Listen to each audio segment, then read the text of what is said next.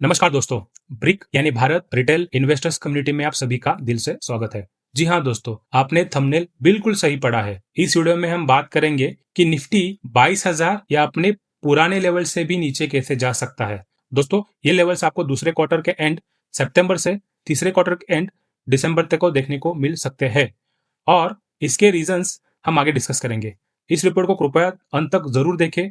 इसमें सारे technical, economical, global और डोमेस्टिक रीजन एक सिंपल रिटेल इन्वेस्टर्स को लेमन लैंग्वेज में समझाने के तरीके से प्रेजेंट किए गए हैं। तो कृपया वीडियो अंत तक जरूर देखें और उसी के बाद किसी नतीजे पर पहुंचे। ये वीडियो आपको डराने के लिए नहीं है, बल्कि सावधान करने के लिए है। और वैसे भी माहौल ऐसा हो तो थोड़ा डरना बनता भी है। ये वीडियो बनाने का असली मकसद है कि रिटेल इन्वेस्टर्स को ट्रैप होने से बचाया जा सके। अगर इस वीडियो के माध्यम से हम 100 रिटेल इन्वेस्टर्स को भी ट्रैप होने से बचा पाए तो भी हम इस वीडियो को सफल और सार्थक मानेंगे।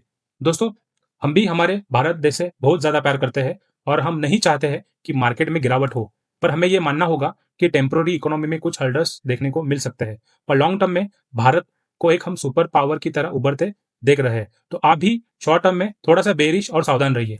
दोस्तों, जुलाई सीरीज में निफ्टी 50 अपने एक इंपॉर्टेंट मेक और ब्रेक लेवल पर था, जहां बुलिश और बेरिश दोनों डायरेक्शंस के लिए क्वार्टर वन के रिजल्ट्स और US India trade deals trigger थे। अगर आप निफ्टी 50 का मंथली चार्ट देखोगे तो फरवरी मार्च से मार्केट रिकवर हो रहा था और इसका मेन रीजन ये था कि मार्केट में ये होप था कि यूएस चाइना ट्रेड वॉर के चलते इंडिया को चाइना प्लस वन का बेनिफिट मिलेगा और इकोनॉमी में एफआई एंड एचएनआईज का पैसा बढ़ेगा। और हमारे पीएम नरेंद्र मोदी जी के विजिट के बाद कुछ ऐसा दिखा भी। रिसेंटली डोनाल्ड ट्रंप और उनकी टीम ने काफी निगेटिव कमेंट्स किए हैं, जिसमें इंडिया को डेड इकोनॉमी कहने से 500% टैरिफ की धमकी, वॉर फंडिंग और टैरिफ अब्यूजर तक के स्टेटमेंट दिए गए हैं। पर अब सिचुएशंस थोड़े बदल गए हैं। डोनाल्ड ट्रंप इंडिया पर लगातार हमले कर रहे हैं और डोनाल्ड ट्रंप और उनके सेनेटर्स की टीम रिसेंट सोशल पोस्ट और इंटरव्यू देखे तो साफ साफ पता चल रहा है इंडिया यूएस ट्रेड डील लंबे समय तक फंस सकती है। दोस्तों, आपसे निवेदन है कि अभी नए पोजीशंस बनाने से प्लीज सावध रहिएगा। कोई भी नए पोजीशंस ना बनाए और अगर आपने रिसेंटली कोई नई पोजीशंस बनाई है जिसमें थोड़ा सा प्रॉफिट है या छोटा लॉस है तो कृपया तुरंत उसे एग्जिट कर लीजिए। दोस्तों, जैसे कि हम सब जानते हैं, निफ्टी 50 इंडियन स्टॉक मार्केट का एक रेप्लिका है। अगर निफ्टी 50 गिरती है तो साथ ही में small cap, mid cap, micro cap और सारे इंडेक्स, सारे सेक्टर्स भी गिरना शुरू कर देते हैं। और अगर आपने रिसेंटली कोई नई पोजीशन बनाई है तो उस पोजीशन में लॉन्ग टर्म के लिए ट्रैप हो सकते हो। अब सवाल यह है, मार्केट में बड़ा क्रैश या बड़ा रिसेशन क्यों आ सकता है? इसके रीजंस हम आगे 6 चैप्टर्स में डिटेल में देखेंगे। Chapter 1, economic slowdown and weak earnings. दोस्तों, इसके बारे में हमने लगातार हमारे ऑफलाइन लेक्चर्स में बात करते आ रहे हैं और हमने निफ्टी के शॉर्ट पोजीशंस जून महीने से ही बनाने स्टार्ट किए थे। जो बाजार में हो रहा है वो हमारे अनुमान के मुताबिक ही है। 1 जुलाई से 8 अगस्त अगर हम बात करेंगे तो निफ्टी ने लगभग अपने हाई से 800 से 1000 पॉइंट यानी लगभग 4% गवा दिए। इस दौरान निफ्टी लगातार 6 से 7 हफ्ते गिरती रही, जो अपने आप में एक रिकॉर्ड है। देन जो मई एंड जून में तेजी का माहौल था उसके एकदम अपोजिट अभी निफ्टी की ट्रेंड दिख रही है। इस रैली का मुख्य मकसद रिटेल निवेशक को बाजार में वापस लाना था ताकि एफआईज एंड प्रमोटर्स अपना माल बेच सके। यह रैली फंडामेंटल्स पर आधारित नहीं थी और क्वार्टर के नतीजे भी खराब रहने के आशंका थी, जिसका कंफर्मेशन अब आईटी, एफएमसीजी, बैंकिंग सेक्टर के कमजोर परिणामों से हो रहा है। आईटी कंपनियों में अर्निंग्स एंड प्रॉफिट में गिरावट है। बैंकिंग सेक्टर में भी HDFC, ICICI bank, Bajaj finance की क्रेडिट क्वालिटी एंड बुक खराब दिख रही है, खासकर ऑटो और एमएसएमई लोन्स में, जो मिडिल क्लास और लोअर मिडिल क्लास की इकोनॉमिक परेशानियों का संकेत है। अन्य सेक्टर जैसे ऑटो, एफएमसीजी और रियलिटी उम्मीद से खराब परफॉर्म कर रहे हैं। जब निफ्टी के आधे से ज्यादा शेयर्स और सेक्टर्स ही नहीं चलेंगे तो इंडेक्स कैसे बढ़ेगा? बाजार में कोई सकारात्मक कारण या बढ़ती इंडस्ट्री फिलहाल नहीं दिख रही है। यह सभी इकोनॉमिक में इंटरनल समस्या के लक्षण है, जिसका मुख्य कारण मिडिल क्लास और लोअर मिडिल क्लास के हाथों में पैसे की कमी है। जब तक कंज्यूमर के पास पैसा ही नहीं होगा, कंपनी संघर्ष करती रहेंगी, क्योंकि कंज्यूमर ही इकोनॉमी को चलाते हैं। चैप्टर 2 निफ्टी 50 क्या कहते हैं चार्ट्स। दोस्तों आज 11 अगस्त को निफ्टी 50 ने 24,585 पर क्लोजिंग दी है। यह एक हल्की रिकवरी या शॉर्ट रिकवरी का संकेत दिखाता है, लेकिन टेक्निकली अभी भी निफ्टी 50 नेगेटिव बनी हुई है। चार्ट पर निफ्टी अभी भी एक डिसेंडिंग चैनल में ट्रेड कर रहा है, जिसका मतलब है कि इंडेक्स लगातार lower highs and lower lows के पैटर्न में है, जो साफ तौर पर बेरिशनेस का संकेत दिखाता है। मूविंग एवरेज की बात करें तो निफ्टी 50 अभी भी 50 डीए में 24,570 एंड 100 डीए में 24,737 के नीचे बना हुआ है। इसका मतलब है कि short term and medium term में ये एक नेगेटिव ट्रेंड या फिर बेरिश संकेत दिखा रहा है। मूविंग एवरेज अब रेसिस्टेंस की तरह काम करेंगे जब तक प्राइस इन्हें डिसाइसिवली क्रॉस नहीं करते। अगर सपोर्ट की बात करें तो 24,300 से 24,150 का जो बीच का जोन है वो उसका इमीडिएट सपोर्ट है। अगर ये सपोर्ट टूटता है तो निफ्टी 24,000 या उसके नीचे गिरने की पूरी संभावना है। मोमेंटम इंडिकेटर आरएसआई की बात करें तो 55.70 पर है, जो बताता है कि बाजार में खरीदारी और सेलिंग प्रेशर बना हुआ है। चार्ट पर एक संभावित हेड एंड शोल्डर पैटर्न भी बनता नजर आ रहा है। अगर इस पैटर्न का नेकलाइन वॉल्यूम के साथ टूटता है तो एक बड़े डाउन ट्रेंड की शुरुआत का संकेत देगा। इसलिए दोस्तों फिलहाल निफ्टी 50 की स्थिति कमजोर है और जब तक यह 24,700 या उसके ऊपर सस्टेन नहीं करता तब तक रिवर्सल की आप ज्यादा उम्मीद नहीं कर सकते। शॉर्ट टर्म ट्रेडर्स को सावधानी बरतने की इसके लिए सलाह है, क्योंकि इंडिकेटर्स अभी भी बेरिश डायरेक्शन में दिख रहे हैं। Chapter 3 institutional selling and IPO buzz. दोस्तों भारतीय शेयर बाजार इस समय कई तरफ से सेलिंग प्रेशर में है।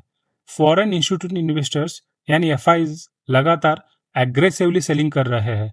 उन्होंने 1 जुलाई 2025 से 8 अगस्त तक इंडियन इक्विटीज में लगभग 55 करोड़ से 60 करोड़ तक की सेलिंग की है और यह आउटफ्लो लगातार जारी है। यह सेलिंग प्राइमरली इंडियन स्टॉक के हाई वैल्यूएशंस और स्ट्रॉन्ग यूएस डॉलर के साथ अट्रैक्टिव यूएस बॉन्ड यील्ड्स की वजह से दिख रही है। इस प्रेशर को और बढ़ाते हुए इंडियन प्रमोटर्स ने रिसेंट मार्केट के हाइज का फायदा उठाते हुए जून और जुलाई तक लगभग 71,000 करोड़ वर्थ के शेयर्स बेचे हैं, जो प्रमोटर्स की नेट होल्डिंग रिकॉर्ड 8 ईयर्स पे है। यह स्ट्रैटेजिक सेलिंग उन्हें प्रॉफिट बुकिंग दिखाती है। इसके अलावा आईपीओ इनिशियल पब्लिक ऑफरिंग के थ्रू रेज किए गए फंड्स का एक बड़ा chunk offer for sale OFS segment से आया है। 2025 की फर्स्ट क्वार्टर में आईपीओ में 89% हिस्सा ओएफएस से था, जो शो करता है कि एग्जिस्टिंग शेयर होल्डर्स जैसे प्रमोटर्स और प्राइवेट इक्विटी फर्म्स अपने स्टेक सेल कर रहे हैं। इन मेजर प्लेयर से मार्केट में शेयर की continuous and collective supply he indexes पर प्रेशर बना रही है। Chapter 4 high valuation and negative foreign brokerage report. दोस्तों इस चैप्टर के रिगार्डिंग हमने एक डिटेल एनालिसिस वीडियो इकोनॉमी का रिपोर्ट कार्ड के टाइटल से अपलोड की है, तो कृपया आप ज्यादा जानकारी के लिए उसे देख सकते हो। भारतीय शेयर बाजार पर अभी कई लाल झंडे दिखाई दे रहे हैं, जिनकी तरफ रिटेल निवेशक को ध्यान देना चाहिए। पहला और सबसे अहम अलार्म भारतीय रिजर्व बैंक आरबीआई ने अपनी वित्तीय स्थिरता रिपोर्ट एफएसआर में दिया है। आरबीआई के अनुसार भारतीय शेयर बाजार विशेषकर स्मॉल एंड मिड कैप के शेयर्स ओवरवैल्यूड है। इसका सीधा मतलब है कि उनके दाम कंपनी के अर्निंग्स यानी पी से कई गुना ज्यादा चल रहे हैं। आरबीआई का मानना है कि निफ्टी मिड कैप 100 को अपनी मौजूदा ऊंची कीमत को सस्टेन करने के लिए 28% की ग्रोथ चाहिए, जबकि अभी सिर्फ उम्मीद 17.4% की है। इसी तरह निफ्टी स्मॉल कैप 100 को 30.6 की रिक्वायरमेंट है, पर अभी अंदाजा है कि 16.9 ही हम अचीव करेंगे, जो एक बबल की तरह दिख रही है। दूसरा अलार्म नुआमा रिपोर्ट से है, जो इकोनॉमी की धीमी पड़ती रफ्तार की ओर इशारा करती है। जून 2025 के आंकड़ों के आधार पर यह रिपोर्ट बताती है कि हमारी क्रेडिट ग्रोथ यानी बैंकों से लेने वाला कर्जा 2016 के स्तर पर वापस आई है, जिसका मतलब है कि बैंकिंग सेक्टर में लोन लगभग स्थिर है। इसका सीधा असर हमारे जीडीपी पर दिखता है, जो जून 2024 में 11% से घटकर जून 2025 में 7% रह चुकी है। यह एक चिंताजनक गिरावट है। निर्यात, कंजप्शन और निवेश में भी गिरावट दिख रही है। वित्तीय वर्ष 2023-24 में भारतीय निर्यात में दोहरे अंकों की कमी आई है। पर्सनल कंजप्शन ग्रोथ 7% से घटकर केवल 2% है और एफडीआई ग्रोथ 12% से गिरकर 4% पर आई है। ऑटो इंडस्ट्री की बिक्री की वृद्धि भी 28% से गिरकर केवल 3% रह चुकी है और अधिकांश लिस्टेड प्राइवेट कंपनियों का प्रॉफिट ग्रोथ 21% से घटकर 11% रह गया है। तीसरा अलार्म विदेशी ब्रोकरेज हाउस के घटते भरोसे से संबंधित है। इसका सबसे ताजा उदाहरण सिटी ग्रुप का फैसला है, जिसने भारतीय शेयर बाजार की अपनी रेटिंग को ओवरवेट से घटाकर न्यूट्रल कर दिया है। इसके मुख्य रीजंस में भारतीय कंपनियों की ईपीएस यानी अर्निंग पर शेयर ग्रोथ में कमी है, निराशाजनक इकोनॉमिक संकेत और अपेक्षाओं से कम अर्निंग की संभावना शामिल है। Chapter 5 global war and global recession का खतरा। दोस्तों, हमारे कुछ हाईली एक्सपीरियंस टीचर्स के अकॉर्डिंग, जिन्हें जियोपॉलिटिक्स का बहुत ही ज्यादा गहरा एक्सपीरियंस है, उनका ये कहना है कि ये सारे वॉर्स एंड ग्लोबल कॉन्फ्लिक्ट सितंबर से लेके अक्टूबर या दिसंबर तक बहुत ही ज्यादा तीव्र हो जाएंगे। एंड इसी चैप्टर के ऊपर हमने global war and market crash ahead के टाइटल से वीडियो अपलोड की है, कृपया आप उसे भी देख लीजिए। दोस्तों, वर्तमान में Russia Ukraine, Israel Iran, India Pakistan, China Taiwan, इनके बीच एक ग्लोबल कॉन्फ्लिक्ट चल रहा है। एंड इसी टेंशन की वजह से या फिर कॉन्फ्लिक्ट की वजह से ग्लोबल सिनारियो थोड़ा सा अस्थिर ऐसा दिख रहा है। यह संघर्ष सीधे तौर पर भारतीय इकोनॉमी और शेयर बाजार को अफेक्ट कर रहे हैं। अनसर्टेनिटी के कारण निवेशक भारत जैसे उभरती मार्केट से इन्वेस्टमेंट निकाल रहा है एंड इससे सेलिंग प्रेशर और ज्यादा बढ़ेगा। Chapter 6 US India trade deal and गिरता रुपया।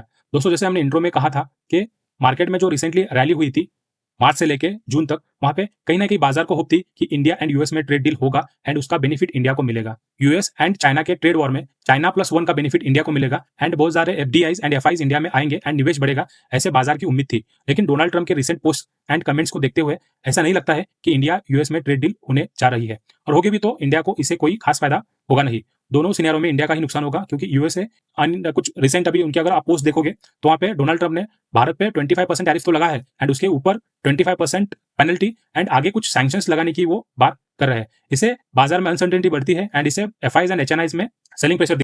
सेकंड, कमजोर रुपया भी बाजार को बुरी तरह अफेक्ट कर रहा है। दोस्तों, अभी रिसेंटली लास्ट वीक में डॉलर के मुकाबले रुपए की कीमत $1 के मुकाबले 88 रुपीज तक गिर गई थी। इससे हालांकि थोड़ा बहुत एक्सपोर्ट को फायदा मिलता है, लेकिन इंपोर्ट खासकर क्रूड ऑयल बहुत ही ज्यादा महंगा हो जाता है। दोस्तों, इससे इन्फ्लेशन काफी बढ़ जाता है एंड आरबीआई पर अगेन इंटरेस्ट रेट बढ़ाने का प्रेशर बढ़ेगा एंड उसी के साथ भी सीपीआई भी बढ़ेगा एंड कहीं ना कहीं ओवरऑल जो रिटेल प्राइसेस है थोड़े से बढ़ जाएंगे। इसी चलते फॉरेन इन्वेस्टर्स भी इन्वेस्टमेंट निकालते हैं जब डोमेस्टिक करेंसी क्योंकि कमजोर होती है, क्योंकि उनको डॉलर्स में जो रिटर्न्स है उनको कम दिखते हैं एंड इन सभी फैक्टर्स के सामूहिक प्रभाव से भारतीय इक्विटी बाजार में थोड़ा सा प्रेशर और ज्यादा दिखने को मिल सकता है। दोस्तों, ब्रिक चैनल के साथ जुड़े रहिए ताकि आप ऐसे ही महत्वपूर्ण मार्केट इनसाइट्स से अपडेटेड रहे। अगर आपको यह जानकारी उपयोगी लगी तो कृपया वीडियो को लाइक करें, कमेंट करें एंड चैनल को सब्सक्राइब करना ना भूलें, ताकि हमारी कम्युनिटी बढ़ती रहे और हम मिलकर इस चुनौतियों का सामना कर सके।